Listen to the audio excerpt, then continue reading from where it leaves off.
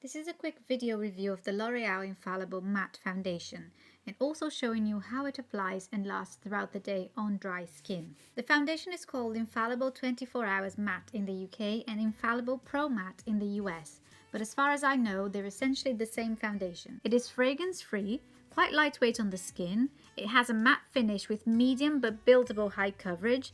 It is most suitable for normal to oily skin. Unfortunately, the shade range is very limited and they were all a bit off on me. So I chose the closest two matches, which were number 13 Rose Beige and number 20 Sand.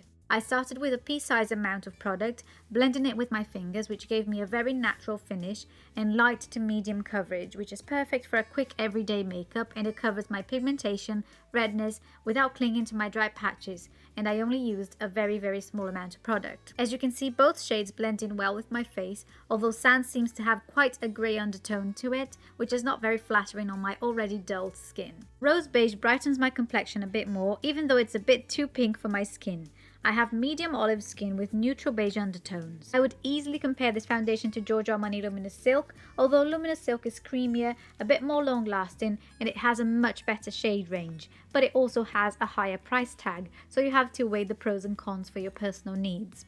To build up the coverage, I applied a second layer with my Zoeva Silk Finish brush, and you start to see that high medium coverage come through, which is a lot more than I usually go for on a daily basis, but it's nice to see that it doesn't feel like a mask or heavy on the skin. I enjoyed blending both with my fingers and with a brush, but each method gave me a different finish and different level of coverage. As a new mum, I usually have no time these days to do my makeup, so the finger application is very convenient and quick to slap on some foundation on my face. That day in particular, my son blessed me with a 2-hour nap, so I was able to kind of finish my makeup for the purpose of demonstrating how the foundation looks with makeup on top and how it stayed looking throughout the day. The L'Oreal Infallible Foundation is simply amazing. Great coverage, beautiful matte but not flat finish, and thanks to a good moisturizer, it didn't cling to my dry patches. After a couple of hours with no touch-ups, the L'Oreal Infallible Foundation was still looking pretty good. I had an incredibly manic day, and despite having my son's dribble all over my face, the foundation didn't rub off or smudge.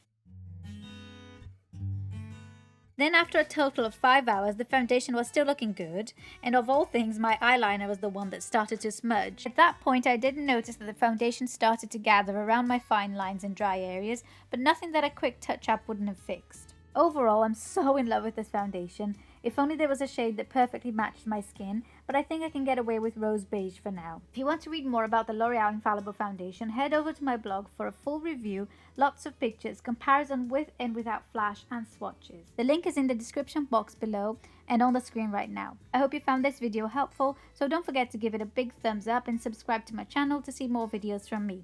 I'll see you next time. Bye!